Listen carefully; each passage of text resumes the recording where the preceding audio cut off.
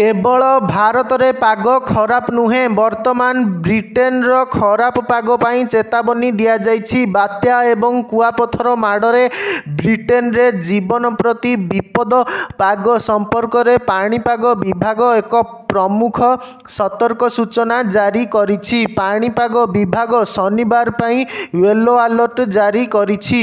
एही सतर्कतारे किछि घंटा मध्यरे 70 मिलीमीटर पर्यंत वर्षा हेबार संभावना रहिछि। समग्र वेल्स एवं दक्षिण पश्चिम इंग्लैंड मिडलैंड दक्षिण पूर्व इंग्लैंड पई शनिवार सतर्क सूचना जारी करा जाइछि।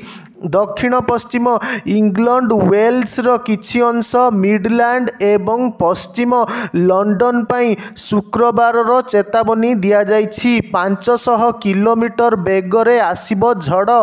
पाणीपाग विभाग रो आकलन अनुजाई 500 किलोमीटर रु अधिक बेगरे झड़ पवन वज्रपात एवं प्रबल वर्षा जोगु कोठाघर नष्ट हेबा साधारण परिवहन रे बाधा एवं बन्या परिस्थिति सृष्टि हेबार संभावना रहिछि। एही समय मध्यरे वेल्स दक्षिण पश्चिम इंग्लैंड मिडलैंड एवं दक्षिण पूर्व इंग्लैंड रो किछि अंचल रे रहुथिबा लोकंकु सतर्क रहिबाकु पड़िबो। कारण कुआपथर एवं बारंबार वज्रपात सहित झड़ पवन एवं प्रबल वर्षा हेबार संभावना अछि। सोमवार मध्य चेतावनी दिया जाई पारे। पाणीपाग विभाग मुख्य पाणीपाग विज्ञानी जेसन केली कहिछंती एही चेतावनी देशर विभिन्न स्थान को अंतर्भुक्त करे जेउठारे वज्रपात हेबार आशंका अधिक थाए।